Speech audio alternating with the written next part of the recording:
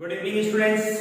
आज की हमारी लेसन नंबर 7 की वीडियो में हम आपको बेहद इंपॉर्टेंट टॉपिक जो कि माध्यमिक शिक्षा बोर्ड परीक्षा 2017 में पूछा गया सवाल है, दो समांतर धारावाही चालक तार पर लगने वाला बल।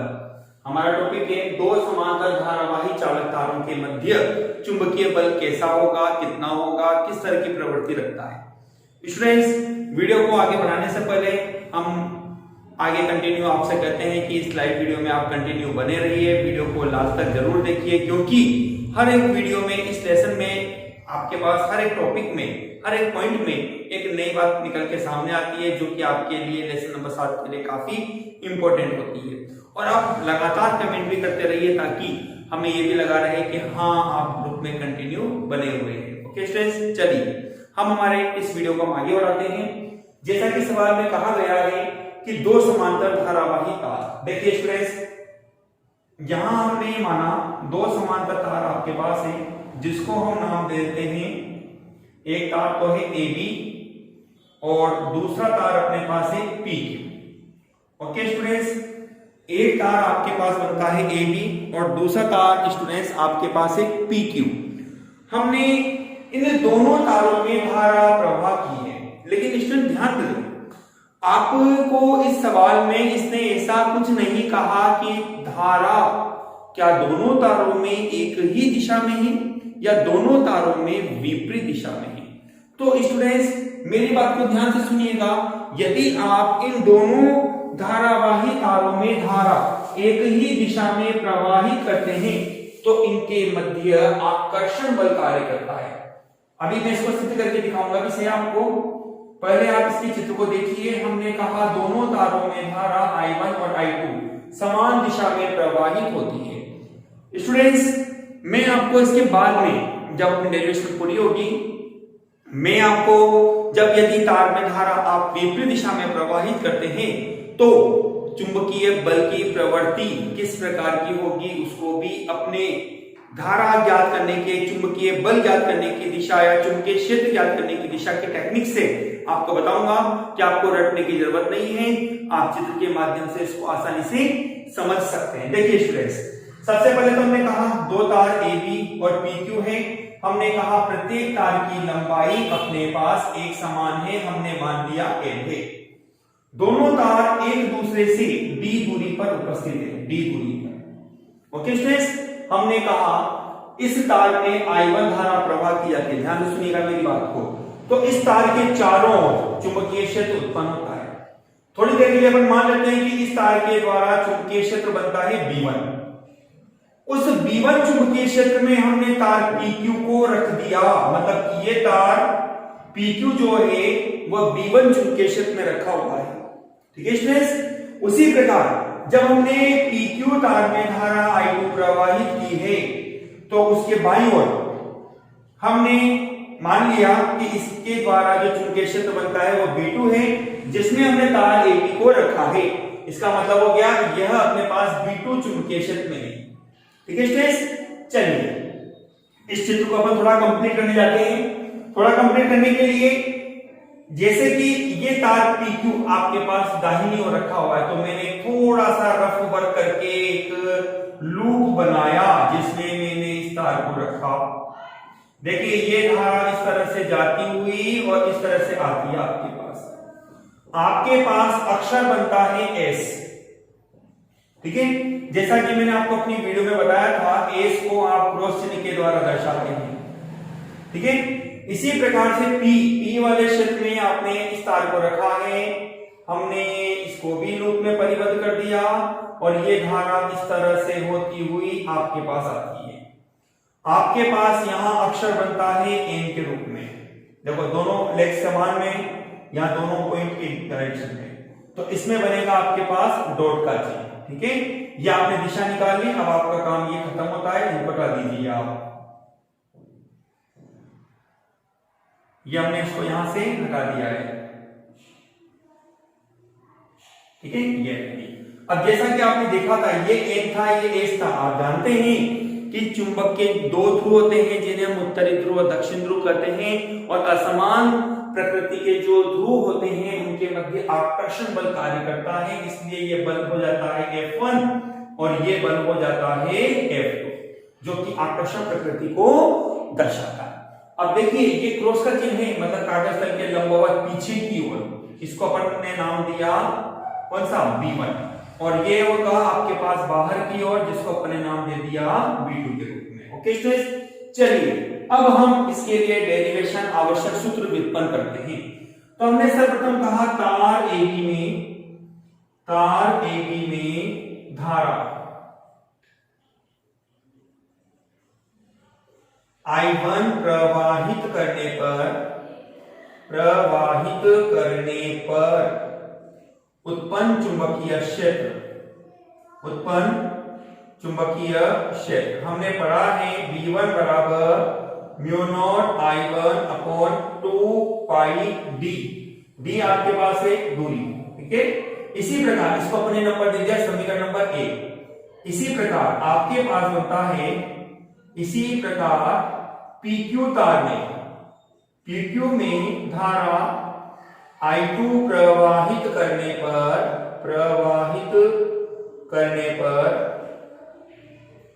उत्पन्न चुंबकीय क्षेत्र अपने पास बनता है B2 बराबर mu naught I2 upon 2 pi d। Equation number 2। Students, इस तरह से हमने तार AB में जब धारा I1 प्रवाहित की तो चुंबकीय क्षेत्र B1 प्राप्त किया, जिसका मान mu naught I1 upon 2 pi d, और उसी प्रकार से जब PQ तार में धारा I2 हमने प्रवाहित की, चुंबकीय क्षेत्र B2 बराबर mu naught I2 upon 2 pi d हमें प्राप्त होता है। हमने जिनको क्रमशः समीकरण नंबर 1 और 2 हमने नंबर दे दिया। ओके स्टूडेंट्स, यहां तक किसी को कोई डाउट है? जल्दी जल्दी कमेंट करिए, कोई डाउट किसी को? चलिए आगे चलते हैं। अपन हमने कहा सबसे पहले तार के द्वारा बल निकालना चाहते हैं, बल F1 का मान। जैसे कि तार है, लंबाई L है, धारा I1 आपने इसमें प्रवाहित की है। हमने हमारे कल की वीडियो में, इसके जस्ट पहले वाली वीडियो में हमने पढ़ा था कि जब किसी तार को चुंबकीय क्षेत्र में रखा जाता है तो उस पर लगने वाला बल F इक्वल टू ILB होता है। तो स्टूडेंट्स, यहां पर हम तार AB में और तार PQ में दोनों में लगने वाले बल की अलग अलग गणना करेंगे। तो हमने कहा बने, इसलिए तार AB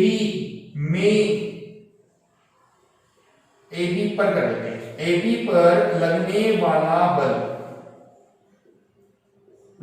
वाला बल जिसको अपने नाम दिया F1 equal to ILB। Okay students, I इसमें धारा है I1, इसके लिए चुंबकीय क्षेत्र बनता है B2। अब चूंकि लंबाई L तो समान है तो हमने इसको L के रूप में ही रखा। समीकरण नंबर 3। समीकरण 1 तो अपने पास है B2, नंबर 2 में समीकरण 2 व 3 से आपको मिलता है F1 बराबर होगा I1 L, B2 का मान रखा हमने mu naught I2 upon 2 pi d, या आप इसको लिख सकते हैं F1 बराबर होगा mu naught upon 2 pi I1 I2 L upon d, समीकरण नंबर 4। ओके स्टूडेंट्स, इसी प्रकार हमने कहा, इसी प्रकार तार PQ पर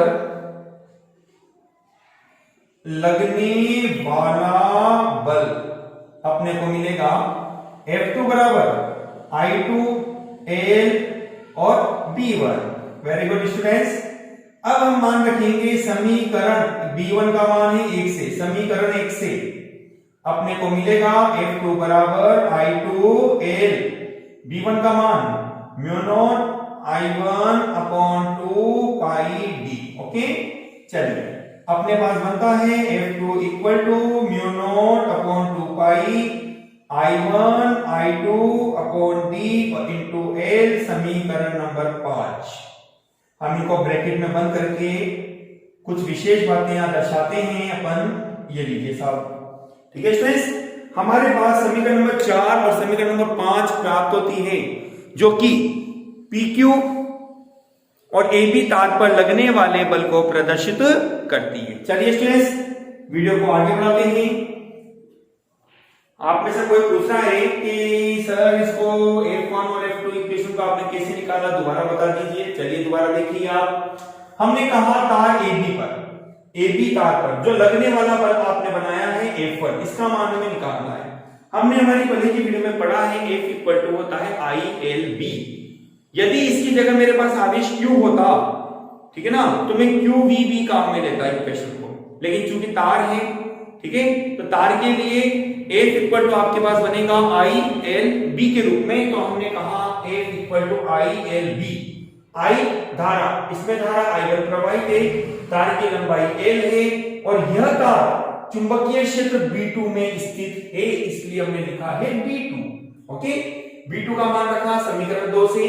आपके पास बनेगा I1L mu naught I2 upon 2 pi D, mu naught upon 2 pi I1 I2 upon D और इनटू L। ये बनती है अपने पास समीकरण नंबर 4। ठीक है स्टूडेंट्स, अब इसी प्रकार से PQ तार के लिए भी हम इसी इक्वेशन को रिपीट करना चाहते हैं। हमने कहा तार PQ में जब धारा I2 प्रवाहित की जाती है तो उत्पन्न बल F2 का मान होगा I2L B1। I2L B1 का मान रखा समीकरण नंबर 1 से mu naught I1 upon 2 pi D।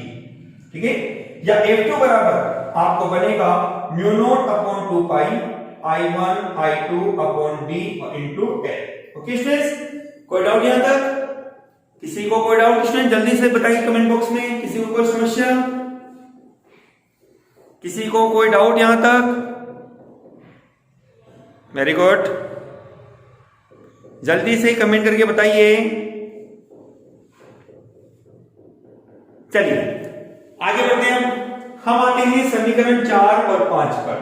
ठीक है स्टूडेंट्स, हमने कहा समीकरण 4 व 5 से आपको निष्कर्ष निकलता है F1 बराबर F2 बराबर है mu naught upon 2 pi I1 I2 upon D और इंटू L। ये इक्वेशन अपना सवाल का आंसर है स्टूडेंट, समीकरण नंबर 6। ये इक्वेशन स्टूडेंट ये बताती है कि जो दो तारों पर आपने बल की गणना करी है, दोनों बल परस्पर परिमाण में बराबर है। देखिए आप, म्यू नॉट अपॉन 2 पाई दोनों के पास है, I1 I2 दोनों के पास है, D दोनों के पास है और तार की लंबाई दोनों की समान है।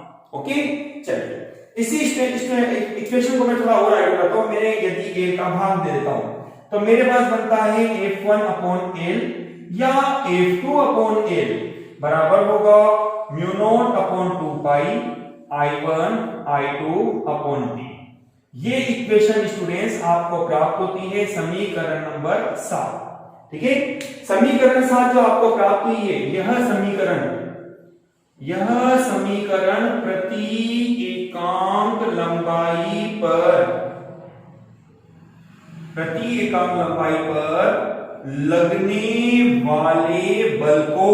लगने वाले बल को प्रदर्शित करती है।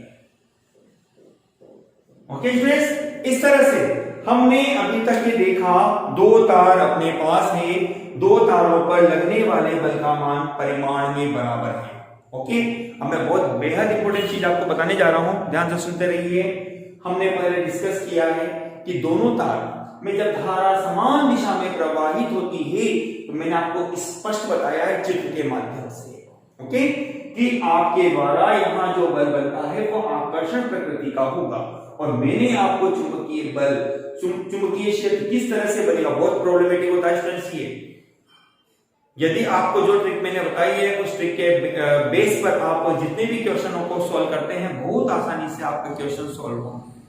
ये ट्रिक कहीं आपके पास फेल नहीं होने वाली है। ओके स्टूडेंट्स, मैंने अभी तक आपको बताया है दो तारों में एक ही दिशा में धारा प्रवाहित करने पर इनके मध्य आकर्षण बल कार्य करता है।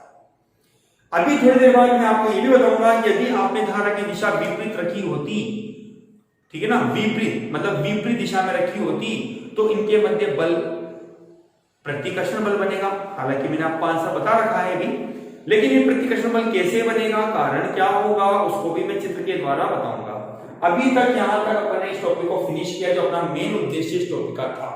ठीक है, अब मैं इस टॉपिक के आधार पर ही एक और इंपॉर्टेंट डेफिनेशन आपको बताना चाहूंगा जिसको हम मानक एम्पीयर की परिभाषा के नाम से जानते हैं।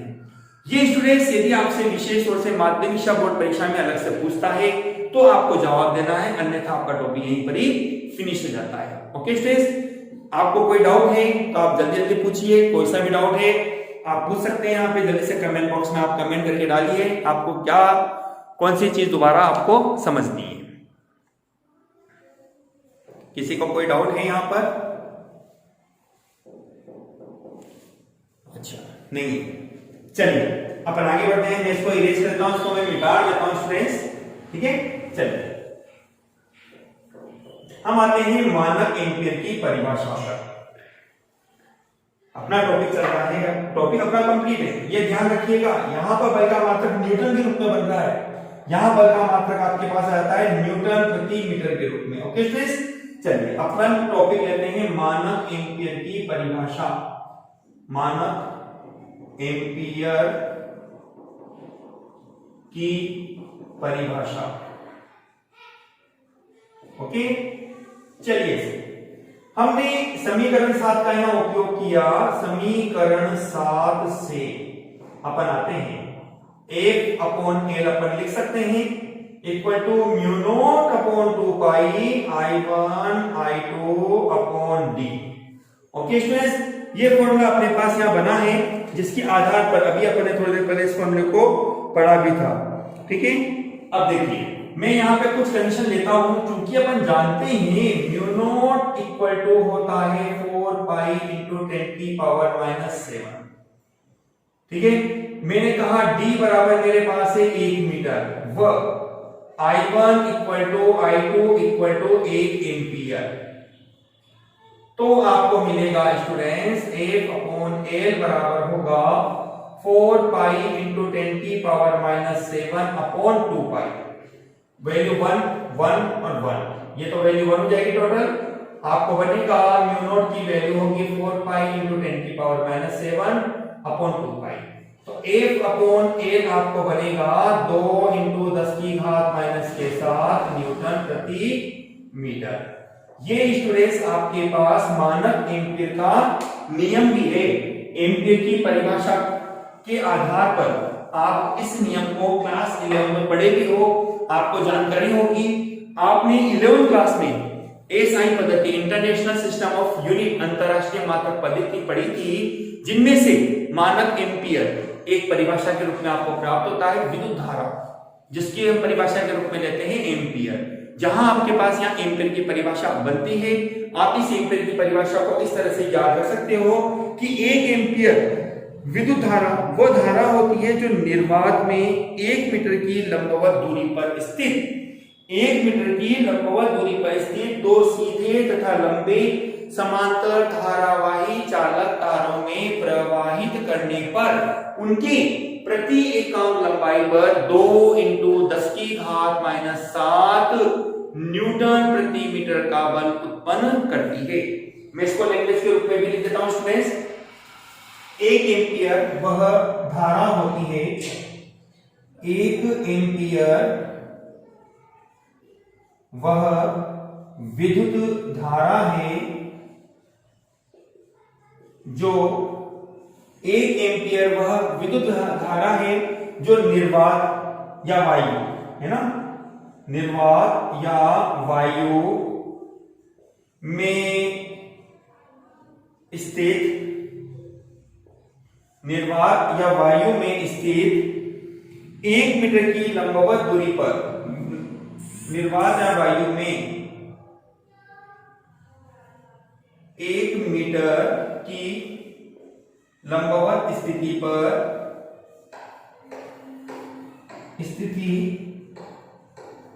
स्थित 2 समांतर धारावाही तार,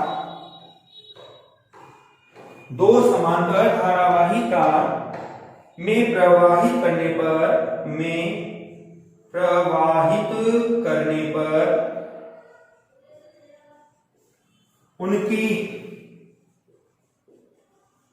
प्रति एकांक लंबाई पर 2 × 10⁻⁻⁷ न्यूटन प्रति मीटर का बल उत्पन्न करती है। ओके स्टूडेंट्स, दोबारा से थोड़ा रिपीट कर लीजिए इसको आप। मानक एम्पीयर की परिभाषा जैसा मैं आपको बोलता हूं, यदि एग्जाम में वो अलग से आपसे पूछता है तो ही आपको जवाब देना है, अन्यथा नहीं देना। लेकिन ध्यान रखिएगा स्टूडेंट्स, यहाँ एक नंबर में एक न्यूमेरिकल के रूप में आपसे बोल सकता है कि दो समांतर तार जिनमें एक एम्पीयर की धारा और प्रवाहित की जाती है, एकांक दूरी पर स्थित है, बताइए प्रति एकांक लंबाई पर लगने वाला बल कितना होगा। तो सीधा सा आंसर है 2 × 10⁻⁷ न्यूटन प्रति मीटर। मात्रक का ध्यान रखना है आपको। ओके, चलिए हमने कहा F/A = μ0/2π I1I2/d, जिसको भी थोड़ी देर पहले हमने प्राप्त किया था। हमने कहा μ0 जो कि माध्यम वायु या निर्वात की चुंबकशीलता कहलाती है, जिसका मान 4π × 10⁻⁷ अपने पास बनता है। d बराबर अपने पास है 1 मीटर। I1 और I2 को हमने 1 एम्पीयर रखा है, तो अपने पास बनेगा F/L। μ0 का मान रखा 4π × 10⁻⁷/2π। 2π से 4π आपके पास कटेगा 2 बार, पाई से पाई कट जाता है। आप 2π से 4π 2π मत काट देना, 10⁻⁻⁷ न्यूटन प्रति मीटर। इसके आधार पर अपने कहा 1 एम्पीयर, चूंकि मानक एम्पीयर परिभाषा को निकालना चाहते हैं, इसी वजह से हमने एम्पीयर को यहाँ पर आदर्श बनाया। 1 एम्पीयर वो धारा होती है जो निर्वात या वायु, आप कह सकते हो वायु या निर्वात भी आप कह दोगे चल जाएगा, में 1 मीटर की जगह आप एकांक दूरी भी कह सकते हो कि लंबवत स्थिति पर स्थित, लंबवत मतलब 90 डिग्री के एंगल को बनाते हुए अधिकतम बल की स्थिति में दो समांतर धारावाही तारों में प्रवाहित धारा करने पर उनके प्रति एकम लंबाई पर 2 × 10⁻⁷ न्यूटन प्रति मीटर का बल उत्पन्न करती है। इस तरह से ये परिभाषा आपके पास इसमें बनती है, मानक एम्पीयर की परिभाषा, जिसको हमने हमारे इस टॉपिक में हमने प्राप्त किया है। ओके स्टूडेंट्स, आपको यहां तक किसी को कोई डाउट, किसी को कोई समस्या हो तो आप अपने कमेंट बॉक्स में हमें लिखकर डाल सकते हैं। चलिए अब मैं इसमें ये टॉपिक को फिनिश करते हुए आपको मैंने एक चित्र तो बताया है आकर्षण प्रकृति का, अब प्रतिकर्षण प्रकृति के चित्र को भी आप यहां पर देखिए।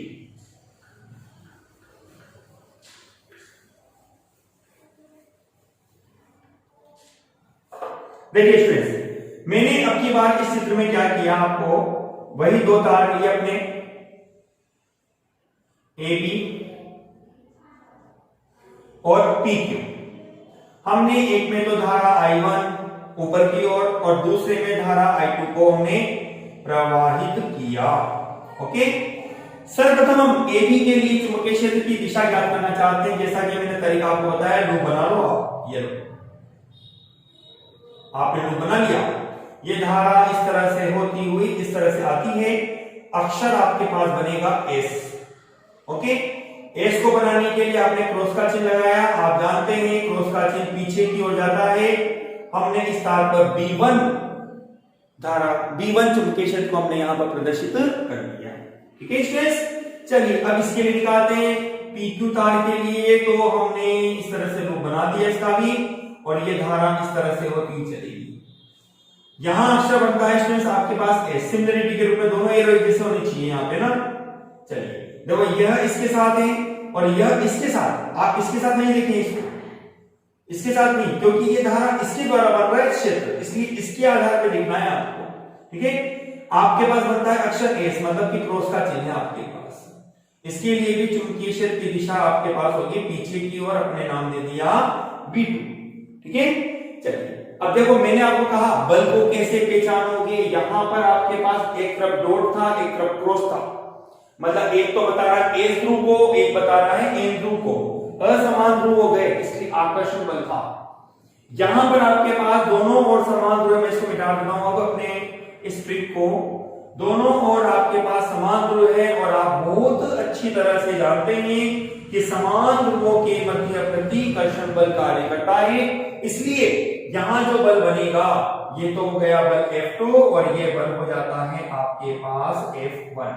इनके मध्य की दूरी को हमने d के रूप में लिखा। ये आपके पास प्रदर्शित करता है प्रतिकर्षण प्रकृति को और ये चित्र आपको दर्शाता है आकर्षण की प्रकृति को। ओके स्टूडेंट्स, कोई समस्या? देखिए कितनी बहुत आसान ट्रिक है आपके पास, पर थोड़ा सा वर्क थोड़ा ज्यादा हो जाता है अपना एक्स्ट्रा, तुरंत निकालने की जगह फिर आपकी हैबिट में आ भी जाएगी वो, ऐसी कोई समस्या नहीं है। लेकिन तरीका ध्यान रखिए, भूलिए नहीं तरीके को। तरीका किस तरह से हम एन और एस को बनाकर आप बल की दिशा को, चुंबकीय क्षेत्र की दिशा को यहाँ पर आसानी से प्राप्त कर सकते हैं। चुंबकीय क्षेत्र की दिशा ज्ञात करने कई नियम है, जैसा कि हमने लास्ट की हमारे 2 वीडियो में हमने देखा भी था। फ्लेमिंग के बाएं हाथ का नियम, दाहिनी हथेली का नियम, बाएं हाथ का नियम जिसको मैंने आपको बताया था फादर मदर चाइल्ड के रूप में, दाहिने हाथ का नियम जिसको मैंने थप्पड़ के नियम के आधार पर अपने बताया भी था। इसके अलावा भी हमने हमारी पहले वाली वीडियो में चुंबकीय क्षेत्र की दिशा ज्ञात करने के स्नो नियम है, वामावर्त नियम है, दाहिने धारावाही तार का नियम है, वृत्तीय धाराओं का नियम है, मैक्सवेल का स्क्रू कोर नियम है के बारे में भी हमने आपको बताया है। आप उनको भी पढ़कर चुंबकीय क्षेत्र की दिशा ज्ञात करने के नियमों को आसानी से ज्ञात कर सकते हैं। ओके स्टूडेंट्स, यहां तक किसी को कोई समस्या हो तो आप बोलिए, जल्दी से कमेंट बॉक्स में कमेंट करते रहिए और इसमें प्लीज अपनी वीडियो को अधिक से अधिक शेयर करके अधिक से अधिक स्टूडेंट्स को जोड़ने की भी कोशिश कीजिए। ठीक है स्टूडेंट्स, चलिए अब हम लेते हैं हमारे क्यूज कंपटीशन की ओर। देखिए स्टूडेंट्स, मुझे आपसे खेद है इस चीज का कि लास्ट वीडियो में भी मैंने आपको कई 5 सवाल दिए, लेकिन मुश्किल से 3 या 4 या 5 स्टूडेंट्स ने अपने कमेंट बॉक्स में उसमें कमेंट लिखे। इसका मतलब है आप हमारी वीडियो को आप पूरी तरह से नहीं देखते हो। ठीक है स्टूडेंट्स, तो कृपया करके वीडियो जरूर देखिए। आप वीडियो में कई पॉइंट्स है स्टूडेंट्स, आप ऐसा न समझे कि आपने पढ़ लिया या आपको इसकी जरूरत नहीं है। आप देखिए, सुनिए, समझिए। ठीक है स्टूडेंट्स, चलिए आज के हमारे हम कुछ सवालों को यहाँ लेते हैं, जिसके आधार पर आपको अपने कमेंट बॉक्स में जल्दी जल्दी से जवाब देने हैं और YouTube पे भी जब ये अपलोड हो जाती है वीडियो तब आपको उन क्वेश्चनों के आंसर अपने कमेंट बॉक्स में भी डालना है। नंबर 1 सवाल स्टूडेंट्स अपने पास है, धारावाही तार पर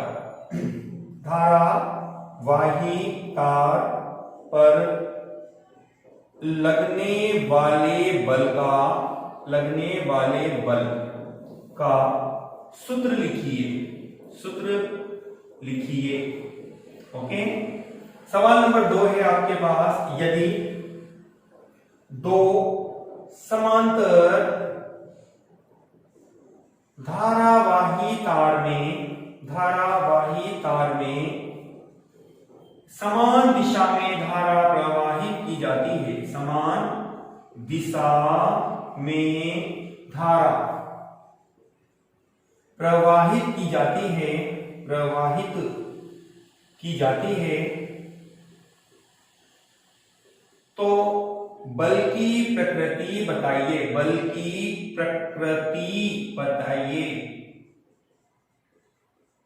ओके स्टूडेंट्स, नंबर 3 आपके पास है,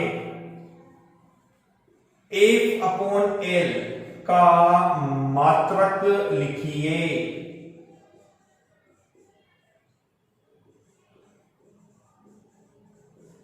ओके स्टूडेंट्स, क्वेश्चन नंबर 4 अपने पास है, 2 समांतर धारावाही तार में एकांक धारा या 1 एम्पीयर की धारा लिख दीजिए, 1 एम्पीयर की धारा व एकांक मीटर की लंबवत दूरी पर स्थित तार के प्रति एकांक लंबाई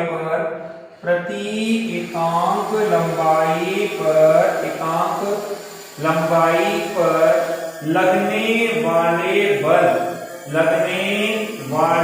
बल का मान लिखिए। आपको यहाँ पर वैल्यू बतानी है स्टूडेंट्स, वैल्यू मतलब कितने परिमाण का बल होगा उस बल का मान यहाँ पर आपको लिखना है। स्टूडेंट आपको उस बल का मान यहाँ पर लिखना है। सवालों को दोबारा सुन लीजिए स्टूडेंट।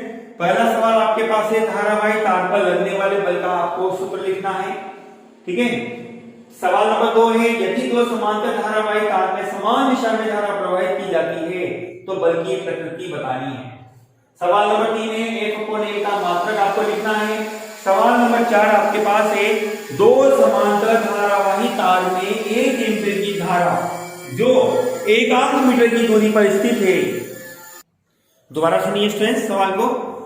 दो समांतर धारावाही तार में 1 एम्पीयर की धारा वह मतलब है कि वो एक दूसरे से, शॉर्ट में लिख दिया है सवाल को, इतना टाइम इसमें ना हो इसलिए 1 मीटर की लंबाई दूरी पर स्थित है तो प्रति एकांक लंबाई पर लगने वाले बल का मान लिखिए। वैल्यू आपको बतानी है कि प्रति एकांक लंबाई पर कितना बल लगेगा, उस बल का मान आपको यहाँ पर लिखना है। ओके स्टूडेंट्स, चलिए स्टूडेंट्स अब मैं आपसे उम्मीद रखता हूँ कि आप इस वीडियो को अधिक से अधिक शेयर करके हमारे चैनल को सब्सक्राइब, लाइक और कमेंट अवश्य करवाएंगे स्टूडेंट्स, और वीडियो को अधिक से अधिक शेयर करके अपने इस लेसन नंबर 7 को पुरानी वीडियो देखकर आप कंटिन्यू रेगुलर स्टडी में बने रहिए, क्योंकि लेसन नंबर 7 एक बेहद इंपॉर्टेंट चैप्टर आपके पास बन जाता है। 7 नंबर का पार्ट आपके पास है यह, और मैथमेटिकली क्वेश्चन ज्यादा लेता है क्योंकि इसमें आपको ज्यादा से ज्यादा मैथमेटिकल प्रॉब्लम क्रिएट होती है। तो आपको मैं कहता हूं कि आप बार बार इसको देखते रहिए और बार लिखकर प्रैक्टिस करिए। आप इसकी जितना ज्यादा लिखकर आप इसकी प्रैक्टिस करेंगे उतना आपके लिए चैप्टर काफी इजी बनेगा। Okay students, good night, thank you.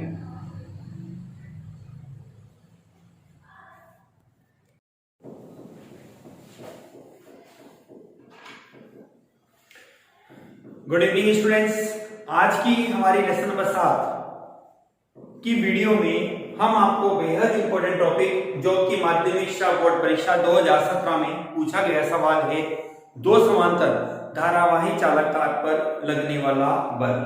हमारा टॉपिक है दो समांतर धारावाही चालक तारों के मध्य चुंबकीय बल कैसा होगा, कितना होगा, किस तरह की प्रवृत्ति रखता है। स्टूडेंट्स वीडियो को आगे बढ़ाने से पहले हम आगे कंटिन्यू आपसे कहते हैं कि इस लाइव वीडियो में आप कंटिन्यू बने रहिए, वीडियो को लास्ट तक जरूर देखिए, क्योंकि हर एक वीडियो में, इस लेसन में आपके पास हर एक टॉपिक में, हर एक पॉइंट में एक नई बात निकल के सामने आती है जो कि आपके लिए लेसन नंबर 7 के लिए काफी इंपॉर्टेंट होती है। और आप लगातार कमेंट भी करते रहिए ताकि हमें ये भी लगा रहे कि हाँ आप ग्रुप में कंटिन्यू बने हुए हैं। ओके स्टूडेंट्स, चलिए हम हमारे इस वीडियो को आगे बढ़ाते हैं। जैसा कि सवाल में कहा गया है कि दो समांतर धारावाही तार, देखिए स्टूडेंट्स यहां हमने माना दो समांतर तार आपके पास है जिसको हम नाम देते हैं, एक तार तो है AB और दूसरा तार अपने पास है PQ। ओके स्टूडेंट्स, एक तार आपके पास बनता है AB और दूसरा तार स्टूडेंट्स आपके पास है PQ। हमने इन दोनों तारों में धारा प्रवाह की है, लेकिन स्टूडेंट ध्यान दें आपको इस सवाल में इसने ऐसा कुछ नहीं कहा कि धारा क्या दोनों तारों में एक ही दिशा में है या दोनों तारों में विपरीत दिशा में है। तो स्टूडेंट्स मेरी बात को ध्यान से सुनिएगा, यदि आप इन दोनों धारावाही तारों में धारा एक ही दिशा में प्रवाहित करते हैं तो इनके मध्य आकर्षण बल कार्य करता है। अभी मैं इसको सिद्ध करके दिखाऊंगा कि सही आपको।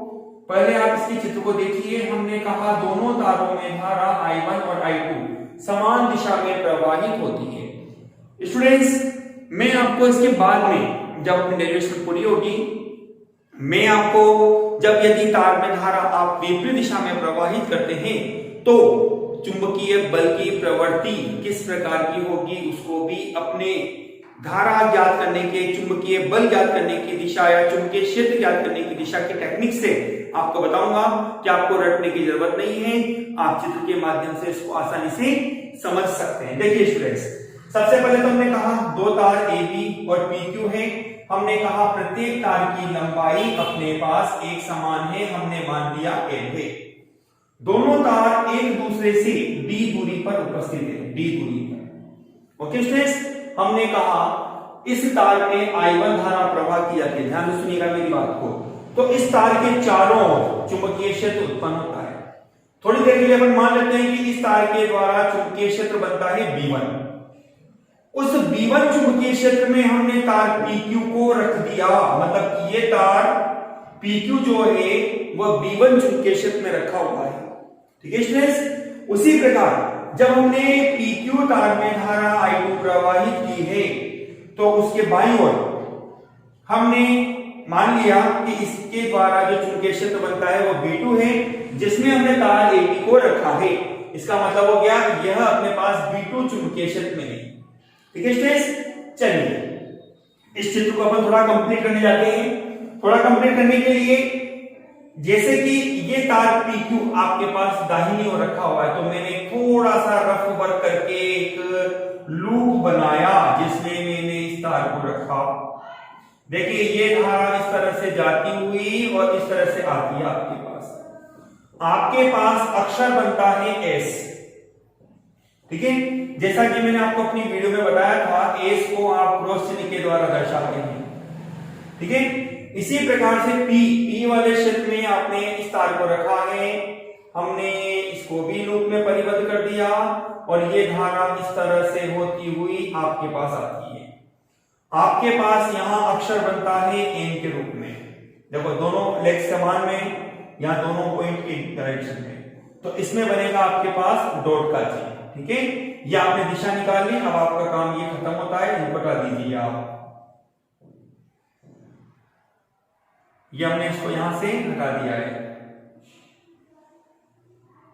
ठीक है, ये अब जैसा कि आपने देखा था ये एक था, ये एस था। आप जानते हैं कि चुंबक के दो ध्रुव होते हैं जिन्हें हम उत्तरी ध्रुव और दक्षिण ध्रुव कहते हैं, और असमान प्रकृति के जो ध्रुव होते हैं उनके मध्य आकर्षण बल कार्य करता है, इसलिए ये बल हो जाता है F1 और ये बल हो जाता है F2, जो कि आकर्षण प्रकृति को दर्शाता है।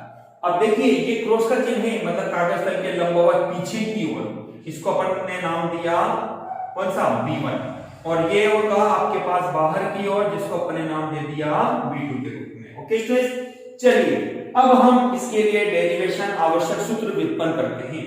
तो हमने सर्वप्रथम कहा तार AB में धारा I1 प्रवाहित करने पर उत्पन्न चुंबकीय क्षेत्र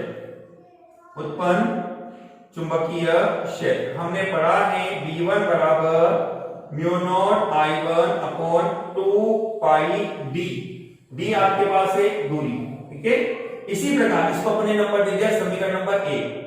इसी प्रकार आपके पास बनता है, इसी प्रकार PQ तार में धारा I2 प्रवाहित करने पर उत्पन्न चुंबकीय क्षेत्र अपने पास बनता है B2 बराबर mu naught I2 upon 2 pi d। Equation number 2। Students, इस तरह से हमने तार AB में जब धारा I1 प्रवाहित की तो चुंबकीय क्षेत्र B1 प्राप्त किया, जिसका मान mu naught I1 upon 2 pi d। और उसी प्रकार से जब PQ तार में धारा I2 हमने प्रवाहित की, चुंबकीय क्षेत्र B2 बराबर mu naught I2 upon 2 pi d हमें प्राप्त होता है। हमने जिनको क्रमशः समीकरण नंबर 1 और 2 हमने नंबर दे दिया। ओके स्टूडेंट्स, यहां तक किसी को कोई डाउट है? जल्दी जल्दी कमेंट करिए, कोई डाउट किसी को? चलिए आगे चलते हैं। अपन हमने कहा सबसे पहले तार के द्वारा बल निकालना चाहते हैं, बल F1 का मान। जैसे कि तार है, लंबाई L है, धारा I1 आपने इसमें प्रवाहित की है। हमने हमारे कल की वीडियो में, इसके जस्ट पहले वाली वीडियो में हमने पढ़ा था कि जब किसी तार को चुंबकीय क्षेत्र में रखा जाता है तो उस पर लगने वाला बल F इक्वल टू ILB होता है। तो स्टूडेंट्स, यहां पर हम तार AB में और तार PQ में दोनों में लगने वाले बल की अलग अलग गणना करेंगे। तो हमने कहा पहले, इसलिए तार AB पर कर लेते हैं, AB पर लगने वाला बल जिसको अपने नाम दिया F1 equal to I L B। Okay students, I इसमें धारा है I1, इसके लिए चुंबकीय क्षेत्र बनता है B2। अब चूंकि लंबाई L तो समान है तो हमने इसको L के रूप में ही रखा। समीकरण नंबर 3, समीकरण एक तो अपने पास है B2, नंबर 2 में समीकरण 2 व 3 से आपको मिलता है F1 बराबर होगा I1 L, B2 का मान रखा हमने mu naught I2 upon 2 pi D, या आप इसको लिख सकते हैं F1 बराबर होगा mu naught upon 2 pi I1 I2 L upon D, समीकरण नंबर 4 नंबर। ओके स्टूडेंट्स, इसी प्रकार हमने कहा, इसी प्रकार तार PQ पर लगने वाला बल अपने को मिलेगा F2 बराबर I2 L और B1। Very good students. अब हम मान रखेंगे समीकरण B1 का मान है 1 से, समीकरण 1 से अपने को मिलेगा F2 बराबर I2 L, B1 का मान mu naught I1 upon 2 pi D। Okay, चलिए अपने पास बनता है F2 equal to mu naught upon 2 pi I1 I2 upon D into L, समीकरण नंबर 5। हम इनको ब्रैकेट में बंद करके कुछ विशेष बातें यहां दर्शाते हैं अपन, ये लीजिए साहब। ठीक है स्टूडेंट्स, हमारे पास समीकरण नंबर 4 और समीकरण नंबर 5 प्राप्त होती है, जो कि PQ और AB तार पर लगने वाले बल को प्रदर्शित करती है। चलिए स्टूडेंट्स, वीडियो को आगे बढ़ाते हैं। आप में से कोई पूछ रहा है कि सर इसको F1 और F2 इक्वेशन को आपने कैसे निकाला, दोबारा बता दीजिए। चलिए दोबारा देखिए आप। हमने कहा तार AB तार पर जो लगने वाला बल आपने बनाया है F1, इसका मान हमें निकालना है। हमने हमारी पहले की वीडियो में पढ़ा है F इक्वल टू होता है ILB। यदि इसकी जगह मेरे पास आवेश Q होता, ठीक है ना, तो मैं QVB काम में लेता इक्वेशन को, लेकिन चूंकि तार है, ठीक है, तो तार के लिए F इक्वल टू आपके पास बनेगा ILB के रूप में। तो हमने कहा F equal to ILB, I धारा, इसमें धारा I1 प्रवाहित है, तार की लंबाई L है और यह तार चुंबकीय क्षेत्र B2 में स्थित है, इसलिए हमने लिखा है B2। ओके, B2 का मान रखा समीकरण 2 से, आपके पास बनेगा I1 L mu naught I2 upon 2 pi D, mu naught upon 2 pi I1 I2 upon D और इंटू L, ये बनती है अपने पास समीकरण नंबर 4। ठीक है स्टूडेंट्स, अब इसी प्रकार से PQ तार के लिए भी हम इसी इक्वेशन को रिपीट करना चाहते हैं। हमने कहा तार PQ में जब धारा I2 प्रवाहित की जाती है तो उत्पन्न बल F2 का मान होगा I2L B1। I2L B1 का मान रखा समीकरण नंबर 1 से mu naught I1 upon 2 pi D। ठीक है, या F2 बराबर आपको बनेगा mu naught upon 2 pi I1 I2 upon D into L। Okay students, कोई डाउट यहां तक? किसी को कोई डाउट स्टूडेंट जल्दी से बताइए कमेंट बॉक्स में। किसी को कोई समस्या, किसी को कोई डाउट यहां तक? वेरी गुड, जल्दी से कमेंट करके बताइए। चलिए आगे बढ़ते हैं। हम आते हैं समीकरण 4 और 5 पर। ठीक है स्टूडेंट्स, हमने कहा समीकरण 4 व 5 से आपको निष्कर्ष निकलता है F1 बराबर F2 बराबर है mu naught upon 2 pi I1 I2 upon D और इंटू L। ये इक्वेशन अपना सवाल का आंसर है स्टूडेंट, समीकरण नंबर 6। ये इक्वेशन स्टूडेंट ये बताती है कि जो दो तारों पर आपने बल की गणना करी है, दोनों बल परस्पर परिमाण में बराबर है। देखिए आप, म्यू नॉट अपॉन 2 पाई दोनों के पास है, I1 I2 दोनों के पास है, D दोनों के पास है और तार की लंबाई दोनों की समान है। ओके, चलिए इसी इक्वेशन को मैं थोड़ा और आगे बढ़ाता हूं। मैंने यदि L का भाग दे देता हूं तो मेरे पास बनता है F1 अपॉन L या F2 अपॉन L बराबर होगा mu naught upon 2 pi I1 I2 upon D. ये इक्वेशन स्टूडेंट्स आपको प्राप्त होती है समीकरण नंबर 7। ठीक है, समीकरण 7 जो आपको प्राप्त हुई है, यह समीकरण प्रति एकांक लंबाई पर लगने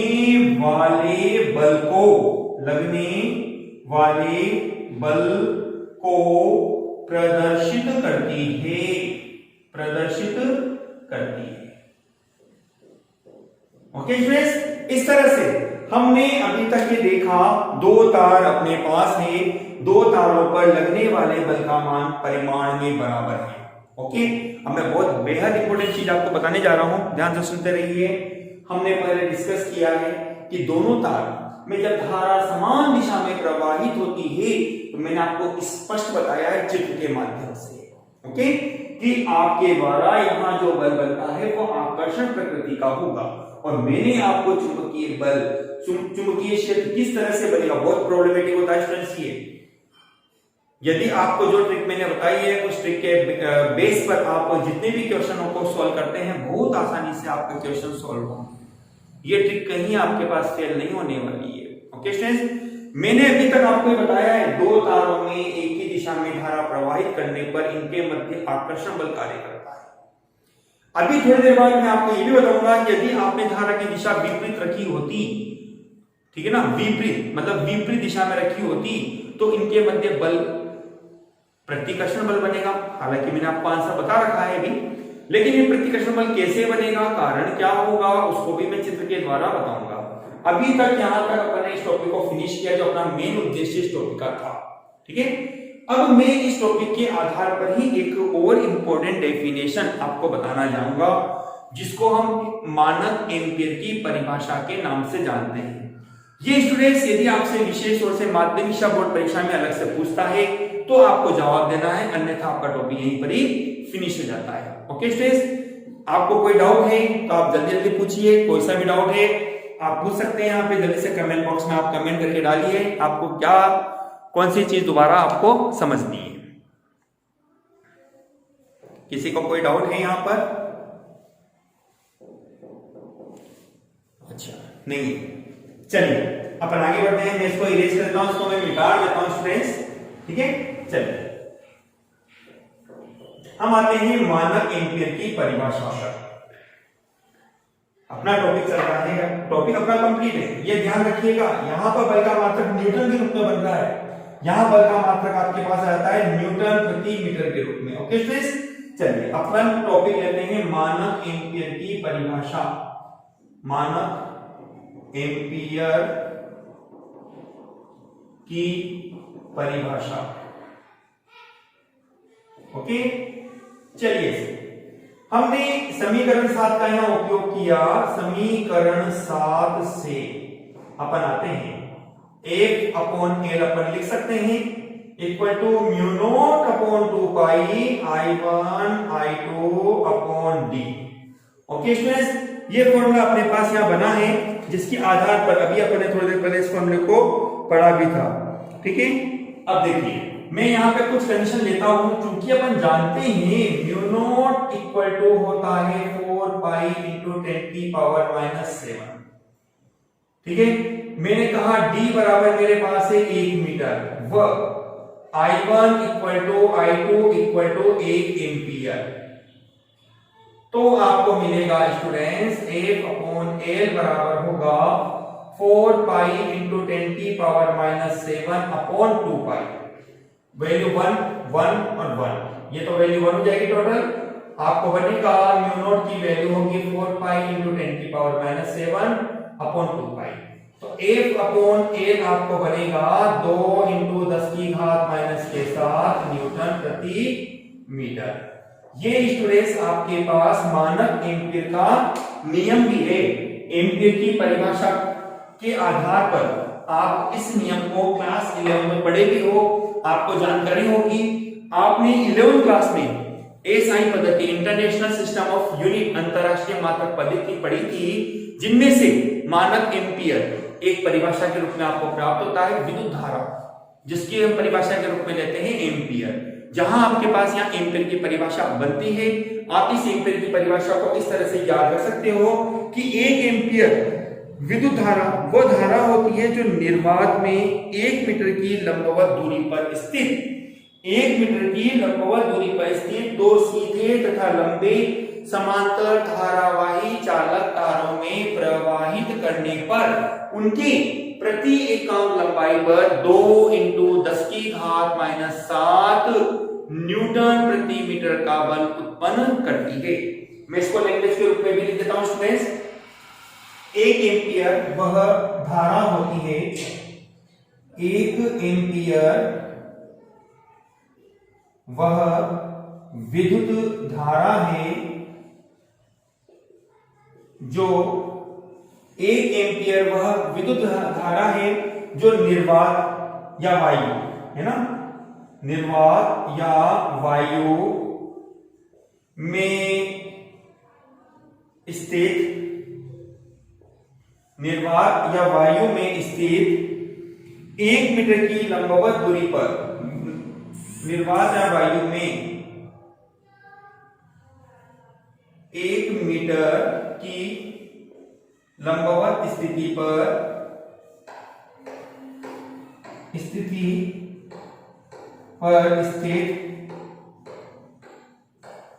दो समांतर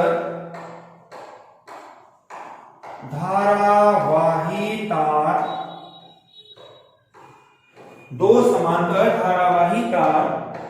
में प्रवाहित करने पर उनकी प्रति एकांक लंबाई पर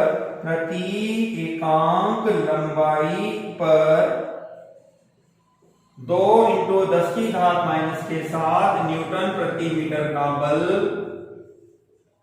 उत्पन्न करती है। ओके स्टूडेंट्स, दोबारा से थोड़ा रिपीट कर लीजिए इसको आप। मानक एम्पियर की परिभाषा जैसा मैं आपको बोलता हूं, यदि एग्जाम में वो अलग से आपसे पूछता है तो ही आपको जवाब देना है, अन्यथा नहीं देना। लेकिन ध्यान रखिएगा स्टूडेंट्स, यहाँ 1 नंबर में एक न्यूमेरिकल के रूप में आपसे बोल सकता है कि 2 समांतर तार जिनमें 1 एम्पियर की धारा और प्रवाहित की जाती है, एकांक दूरी पर स्थित है, बताइए प्रति एकांक लंबाई पर लगने वाला बल कितना होगा। तो सीधा सा आंसर है 2 × 10⁻⁷ न्यूटन प्रति मीटर। मात्रा का ध्यान रखना है आपको। ओके, चलिए हमने कहा 1/a = μ0/2π I1 I2/d, जिसको भी थोड़ी देर पहले हमने प्राप्त किया था।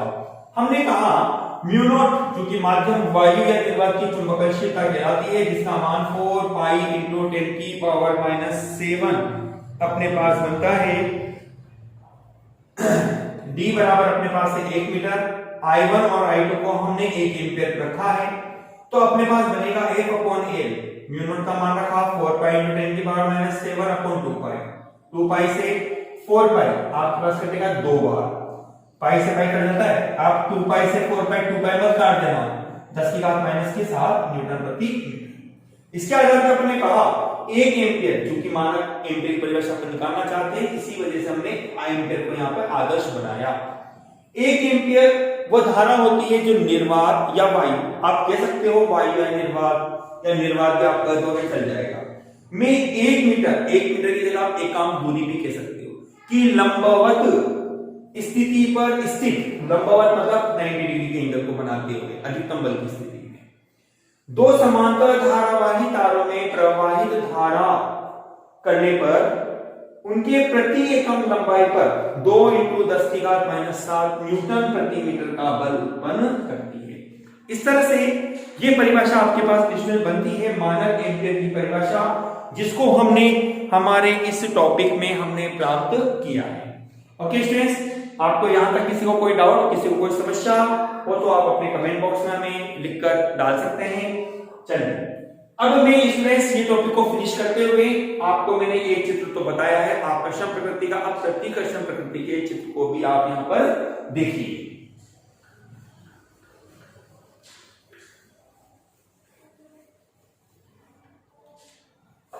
देखिए स्टूडेंट्स, मैंने अब की बार इस चित्र में क्या किया, आपको वही दो तार लिए अपने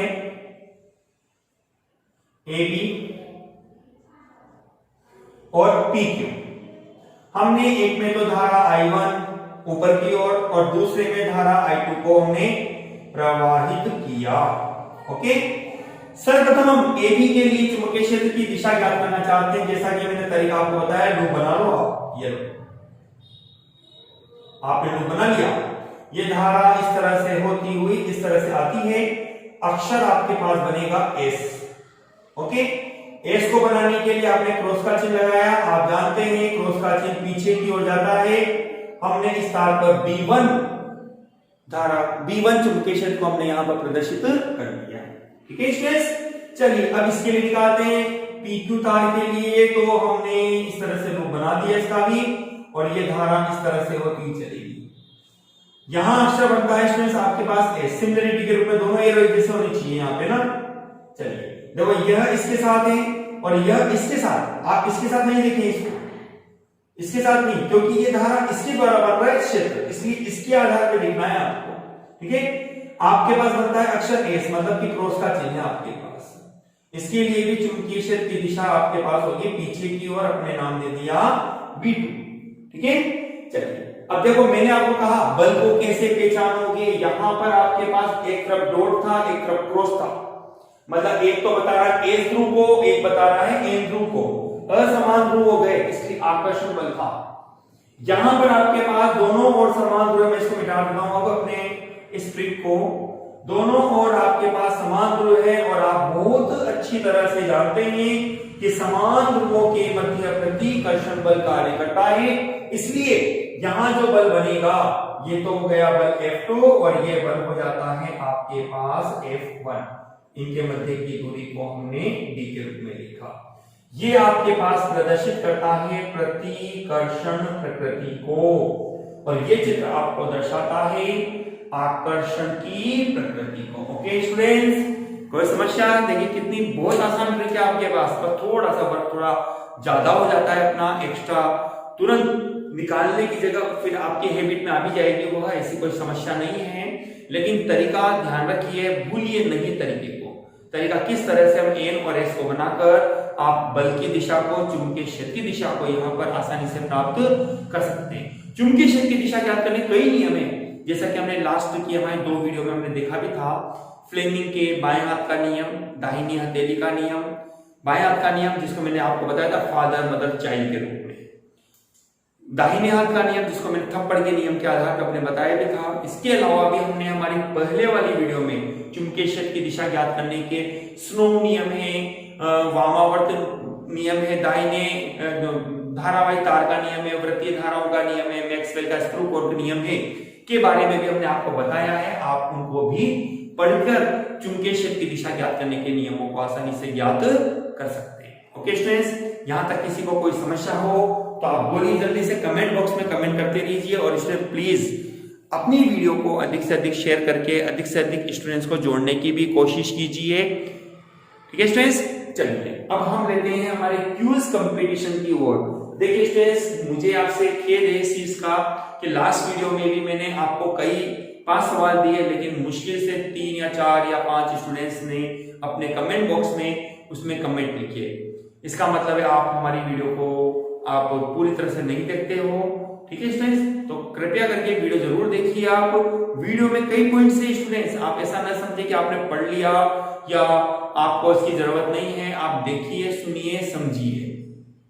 ठीक है स्टूडेंट्स, चलिए आज के हमारे हम कुछ सवालों को यहाँ लेते हैं, जिसके आधार पर आपको अपने कमेंट बॉक्स में जल्दी से जवाब देने हैं, और YouTube पे भी जब ये अपलोड हो जाती है वीडियो तब आपको उन क्वेश्चनों के आंसर अपने कमेंट बॉक्स में भी डालना है। नंबर 1 सवाल स्टूडेंट्स अपने पास है, धारावाही तार पर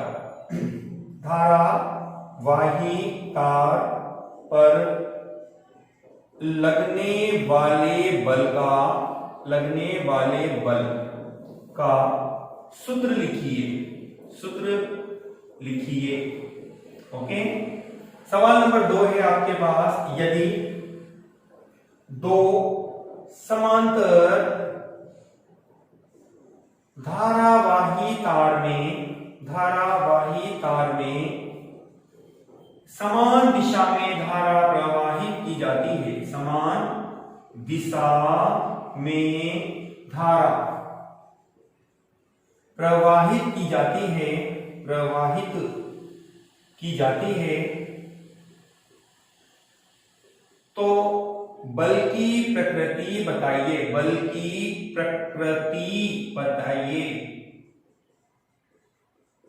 ओके स्टूडेंट्स, नंबर 3 आपके पास है F/L का मात्रक लिखिए।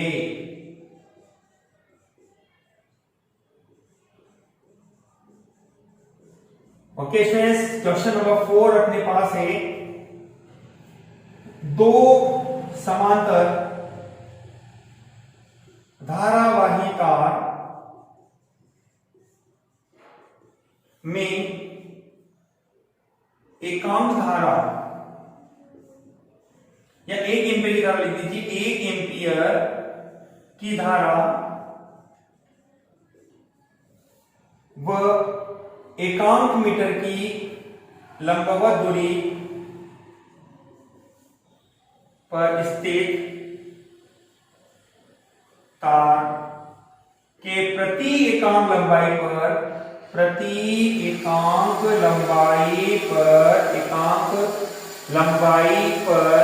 लगने वाले बल का मान लिखिए। आपको यहाँ पर वैल्यू बतानी है। वैल्यू मतलब कितने परिमाण का बल होगा, उस बल का मान यहाँ पर आपको लिखना है। स्टूडेंट, आपको उस बल का मान यहाँ पर लिखना है। सवालों को दोबारा सुन लीजिए स्टूडेंट। पहला सवाल आपके पास है धारावाही तार पर लगने वाले बल का आपको सूत्र लिखना है। ठीक है। सवाल नंबर 2 है यदि दो समांतर धारावाही तार में समान दिशा में धारा प्रवाहित की जाती है तो बल की प्रकृति बतानी है। सवाल नंबर 3 है F/L का मात्रक आपको लिखना है। सवाल नंबर 4 आपके पास है दो समांतर धारावाही तार में 1 एम्पीयर की धारा जो एकांक मीटर की दूरी पर स्थित है। दोबारा सुनिए स्टूडेंट्स सवाल को।